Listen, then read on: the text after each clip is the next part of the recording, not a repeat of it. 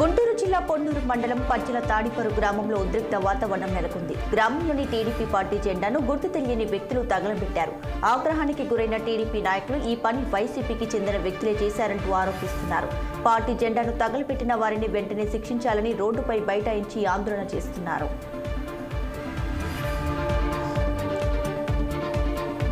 అల్లూరు జిల్లా పోలీసులు నిర్వహిస్తున్న ప్రేరణ కార్యక్రమానికి విశేష స్పందన లభిస్తుంది. Tata electronics Bengaluru company job offers కొరకు వందలాది మంది యువతులు దరఖాస్తులు చేసుకుంటున్నారు.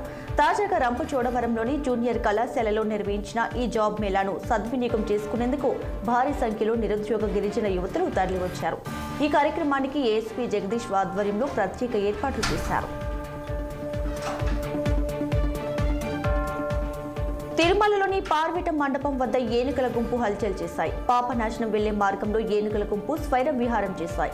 శేషాచలం అటవీ ప్రాంతంలో టీటీడీ ఏర్పాటు చేసిన శ్రీగంధం వనం వద్ద ఉన్న భారీ కంచెలను ధ్వంసం చేశాయి. హుటాహుటిన అక్కడికి చేరుకున్న అటవీ శాఖ సిబ్బంది ఏనుగుల గుంపుని అటవీ ప్రాంతంలోకి మళ్లించారు.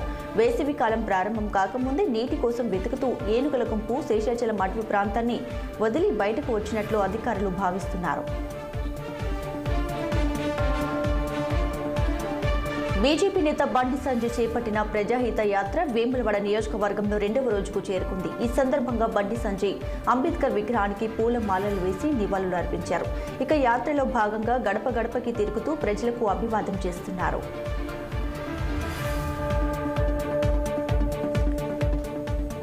ప్రధానమంత్రి Narendra Modi United Arab Emirates tour ఖరారైంది. ఈ నెల 13, 14వ తేదీల్లో ఎమిరేట్స్ పర్యటనకు వెళ్లనున్నారు. పర్యటనలో మొదటి రోజు ఆ దేశ అధ్యక్షుడు షేక్ మహమ్మద్ బిన్ జాయద్ అల్ నహన్యాన్తో సమావేశమై పలు అంశాలపై చర్చిస్తారు. అనంతరం రాజధాని నగరమైన అబుదాబిలో నిర్మించిన తొలి హిందూ ఆలయాన్ని మోదీ ప్రారంభిస్తారు. ఈ సందర్భంగా అక్కడ ఉంటున్న ప్రవాస భారతీయులను ఉద్దేశించి మోదీ మాట్లాడతారు.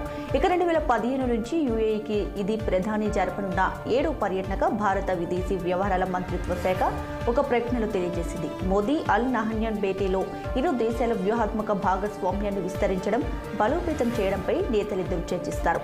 ఇక ఉభయులకు ప్రయోజనకరమైన ప్రాంతీయ, అంతర్జాతీయ అంశాలపై కూడా వీరు మాట్లాడుకుంటున్నారు. దుబాయ్ కేంద్రంగా జరిగే వరల్డ్ గవర్నమెంట్ సమ్మిట్ 2024కి గౌరవ అతిథిగాను ప్రధాని హాజరై ప్రసంగిస్తారు. నిర్లక్ష్యానికి నిలువుటద్దంలా మారింది కామారెడ్డి ప్రభుత్వ ఆసుపత్రి. అరకొర సౌకర్యాలు, వైద్యుల సంఖ్య అల్పంగా ఉండటంతో ఇబ్బందులు పడుతున్న రోగులకు ఆసుపత్రిలో కొత్త సమస్యలు తలెత్తుతున్నాయి. ప్రాణాలు కాపాడుతారని ఆసుపత్రికి వచ్చి ప్రజలకు ప్రాణాలు పోయే పరిస్థితి ఏర్పడుతుంది. ఆసుపత్రిలో చికిత్స పొందుతున్న రోగులకు ఎలకలు భయపెడుతున్నాయి. ఐసీయూతో పాటు వార్డుల్లో చికిత్స పొందుతున్న రోగులను ఎలకలు కరుస్తున్నాయి. గాయాలు, రకరకాల రోగాలతో ఆసుపత్రికి వచ్చినటువంటి పేషెంట్లను ఎలకలు ఎక్కడ పడితే అక్కడ కరుస్తూ భయభ్రాంతులకు గురి చేస్తున్నాయి. ఐసీయూలో చికిత్స పొందుతున్న షేక్ మజీబ్ అనే వ్యక్తి కాలు, చేతి వేళ్లను కొరికి తీవ్రంగా గాయపరిచాయి. దీంతో అతనికి తీవ్రంగా రక్తస్రావం అయ్యి ప్రాణాల మీదకు వచ్చింది. ఈ ఎలుకల దాడులతో ఆసుపత్రి రోగులు భయపడుతున్నారు. కామారెడ్డి ప్రభుత్వ ఆసుపత్రికి రావాలంటేనే జనాలు జంకుతున్న పరిస్థితి దాపురించింది. ఇక వైద్యాధికారులు ఎలుకల బారి నుండి తమను కాపాడాలని రోగుల కుటుంబ సభ్యులు కోరుతున్నారు. అయితే ఆసుపత్రిలో ఎంత జరుగుతున్నా వైద్యాధికారులు పట్టించుకోవడం లేదు. కనీసం వార్డులను శుభ్రం చేసే వారు కూడా పేషెంట్ల బాధలు దేకడం లేదు. మొత్తంగా కామారెడ్డి ప్రభుత్వ ఆసుపత్రిలో నిర్లక్ష్యం తాండవిస్తుంది. అన్ని ఉండి అల్లుడి నోట్లో శని అన్న చందంగా ఆసుపత్రి పరిస్థితి మారింది. భార్యకు మరొకరితో అక్రమ సంబంధం ఉందన్న అనుమానంతో భార్యను అతి కిరాతకంగా హతమార్చిన ఘటన ఉత్తరాఖండ్లో చోటు చేసుకుంది. హరిద్వార్కు చెందిన హమీద్ అనే వ్యక్తి తన భార్య ఖాతున్ మరో వ్యక్తితో వివాహేతర సంబంధం పెట్టుకుందన్న అనుమానంతో ఆమెను అతి కిరాతకంగా హత్య చేశాడు. ఇక హమీద్ కొడుకు ఫిర్యాదు మేరకు అక్కడికి చేరుకున్న పోలీసులు నిందితుని అదుపులోకి తీసుకుని విచారణ చేస్తున్నారు. ట్రాఫిక్ పోలీసుల అరాచకాలు రోజు రోజుకి పెరిగిపోతున్నాయి. తాజాగా ముంబైలో ట్రాఫిక్ పోలీసులు రెచ్చిపోయారు. నడి రోడ్డుపై ఓ యువకుడిని ట్రాఫిక్ పోలీసులు కాలితో తన్ని చెంప చెల్లుమనిపించారు. నల్గొండ పట్టణంలో కేంద్ర మంత్రి కిషన్ రెడ్డి పర్యటించారు. పాత బస్తీలో ఏర్పాటు చేసిన ఆంజనేయ స్వామి విగ్రహ ప్రతిష్టాపన మహోత్సవంలో పాల్గొని పూజలు చేశారు. కిషన్ రెడ్డి పర్యటన నేపథ్యంలో పోలీసులు భారీ బందోబస్తును ఏర్పాటు చేశారు. కడప పట్టణంలోని ఖలీల్ నగర్లో విషాదం చోటు చేసుకుంది. నిన్న సాయంత్రం ఇంటి నుండి బయటకు వెళ్లిన మహమ్మద్ అనే విద్యార్థి దేవుడి కడప చెరువులో శవమై తేలాడు. స్థానికులు సమాచారం అందించడంతో ఘటనా స్థలానికి చేరుకున్న పోలీసులు అగ్నిమాపక సిబ్బంది సాయంతో బాలుడి మృతదేహాన్ని బయటకు తీశారు. అయితే స్నేహితులతో కలిసి ఈత కొట్టేందుకు మహమ్మద్ చెరువు దగ్గరికి వచ్చినట్టు పోలీసులు అనుమానిస్తున్నారు. మహమ్మద్ మృతితో కుటుంబ సభ్యుల రోదనలు మిన్నంటాయి. వైసీపీ అధిష్టానం పార్టీలో మరికొన్ని మార్పులు చేసింది. వివిధ పార్లమెంట్ నియోజకవర్గాల వారీగా రీజనల్ కోఆర్డినేటర్లను నియమిస్తూ ఉత్తర్వులు జారీ చేసింది. గుంటూరు, నర్సరావుపేట, బాపట్ల పార్లమెంట్ రీజనల్ కోఆర్డినేటర్గా విజయసాయిరెడ్డి, ఇక కర్నూలు, నంద్యాల పార్లమెంట్ నియోజకవర్గాల రీజనల్ కోఆర్డినేటర్గా పి రామసుబ్బారెడ్డిని నియమించింది. దాంతోపాటు సురేష్ బాబును కడప, రాజంపేట పార్లమెంట్ రీజనల్ కోఆర్డినేటర్గా, ఇక చెవిరెడ్డి భాస్కర్ రెడ్డికి ఒంగోలు పార్లమెంట్, ఉమ్మడి నెల్లూరు జిల్లా రీజనల్ కోఆర్డినేటర్ బాధ్యతలను అప్పగించింది.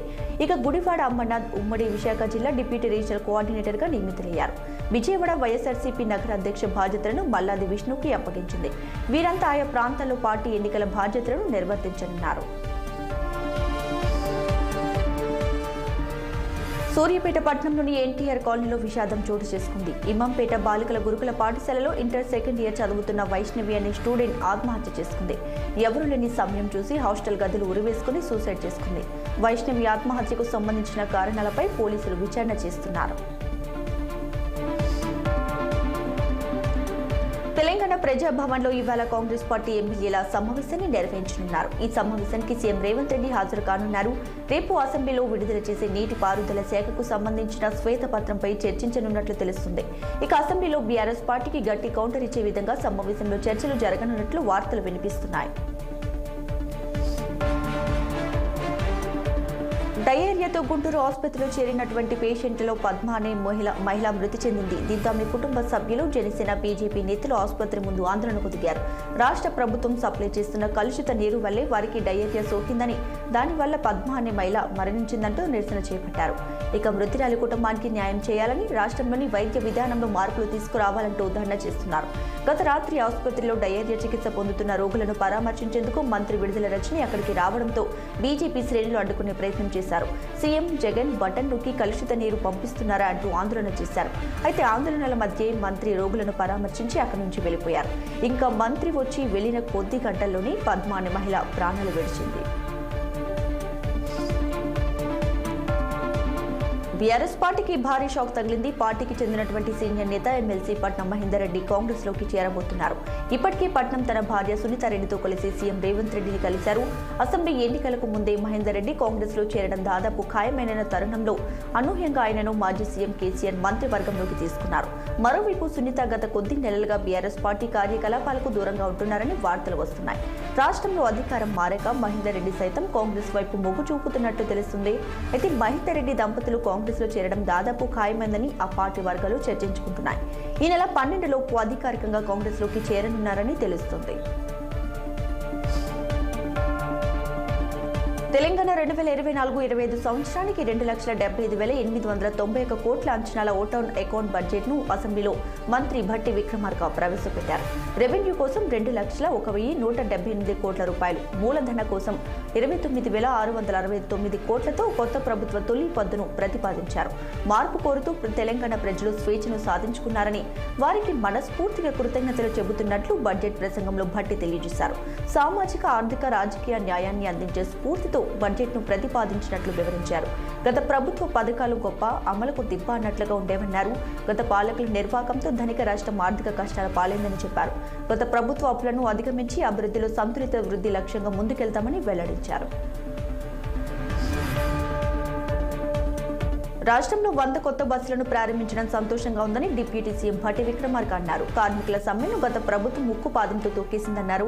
ఆర్టీసీ కార్మికుల సమస్యలను తమ ప్రభుత్వం పరిష్కరిస్తుందన్నారు. మహాలక్ష్మి పథకాన్ని ప్రభుత్వం అమలు చేస్తుందని చెప్పారు. ఇక తాము ఆర్టీసీపై ఎలాంటి భారం మోపలేదన్నారు. ప్రతి పైసా ఆర్టీసీకి చెల్లిస్తున్నామన్నారు.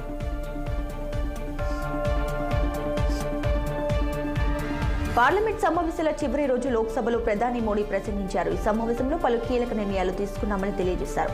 ఇక దేశంలో ఈ 5 ఏళ్లలో అద్భుతమైన ఫలితాలు సాధించామని చెప్పారు. రిఫార్మ్ ఫర్ ట్రాన్స్ఫార్మ్ జరిగాయన్నారు. తమ పరిపాలనతో ప్రజల ఆత్మవిశ్వాసం పెరిగిందన్నారు.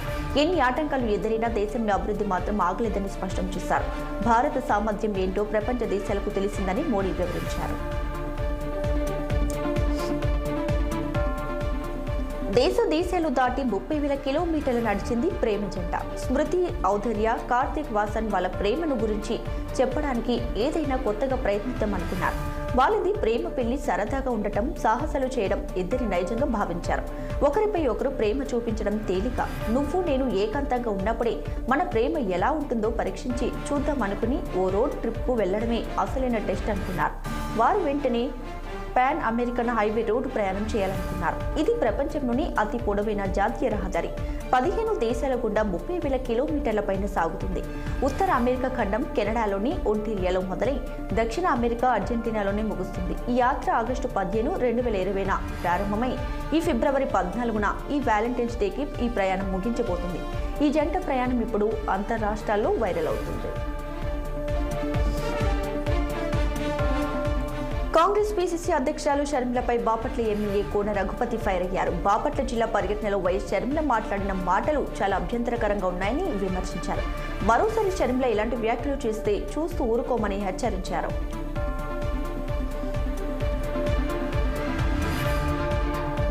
ప్రస్తుతం జనరేషన్ యువత పెళ్లిలో నూతన విధానం కోరుకుంటారు.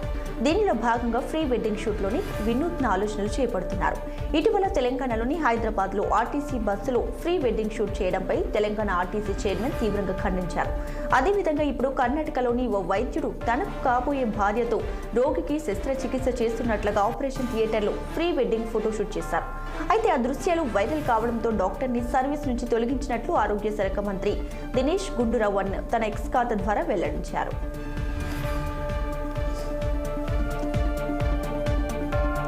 పాకిస్తాన్లో మరోసారి ఎన్నికలను ఆ దేశ సైన్యమే నిర్ణయిస్తుంది. మాజీ ప్రధాని షరీఫ్కు అనుకూలంగా ఏకంగా సైన్య అధ్యక్షుడే రంగంలోకి దిగాడు. షరీఫ్ నేతృత్వంలో సంకీర్ణ ప్రభుత్వాన్ని ఏర్పాటు చేసేందుకు పావులు కదుపుతున్నారు. పాకిస్తాన్ జాతీయ అసెంబ్లీలోని 265 స్థానాలకు ఎన్నికలు జరిగాయి. అయితే ఇప్పటి వరకు ప్రకటించిన ఫలితాల్లో పీటీఐ మద్దతిచ్చిన 100 మంది స్వతంత్ర అభ్యర్థులు గెలుపొందగా నవాజ్ షరీఫ్ పీఎంఎల్ నుంచి 71 మంది అభ్యర్థులు ఘన విజయాన్ని సాధించారు. ఈ నేపథ్యంలో నవాజ్ షరీఫ్ను ప్రధానిని చేసేందుకు జనరల్ ఆసిం మునీర్ ప్రణాళికలు చేస్తున్నారు. దేశంలో ప్రజాస్వామ్య శక్తులని కలిపి ప్రభుత్వం ఏర్పాటు చేయాలని మునీర్ పిలుపునిచ్చారు. ఇజ్రాయెల్ హమాస్ మిలిటెంట్లీ టార్గెట్ గా చేస్తున్న దాడులు గాజాను వణికిస్తున్నాయి. ఇటీవల దక్షిణ గాజాపై దృష్టి పెట్టిన ఇజ్రాయెల్ సైన్యం రఫా నగరంపై దాడులను కొనసాగిస్తుంది. నిన్న ఆ దేశ వైమానిక దళం వేసిన దాడుల్లో 44 మంది పాలస్తీనా వాసులు చనిపోయినట్లు అధికారులు వెల్లడించారు. వీరిలో 12 మంది పిల్లలున్నట్లు గుర్తించారు. రఫాను ఖాళీ చేయాలని ఇజ్రాయెల్ ప్రధాని బెంజమిన్ నెతన్యాహు ఆదేశించిన కొద్ది గంటలకే ఈ దాడులు జరిగాయి. ఇక శనివారం తెల్లవారుజామున రఫాలోని 3 ఇళ్లపై వైమానిక దాడికి జరిగింది. అందులో భాగంగా 3 కుటుంబాలకు చెందిన 25 మంది చనిపోయారు. అనంతరం జరిగిన మరో ఇంటిపై దాడిలో 3 చిన్నారులు సహా 11 మంది బలయ్యారు. ఈ తర్వాత మరో 2 చోట్ల ఇజ్రాయెల్ యుద్ధ విమానాలు విరుచుకుపడ్డాయి. ఇందులో 2 పోలీసులు, 3 ఉన్నతాధికారులు ప్రాణాలు కోల్పోయారు. ఇక నగరంపై ఇజ్రాయెల్ భూతల దాడులు మొదలైతే మరింత దారుణ పరిస్థితులు తలెత్తవచ్చిన ఆందోళనలు వ్యక్తమవుతున్నాయి.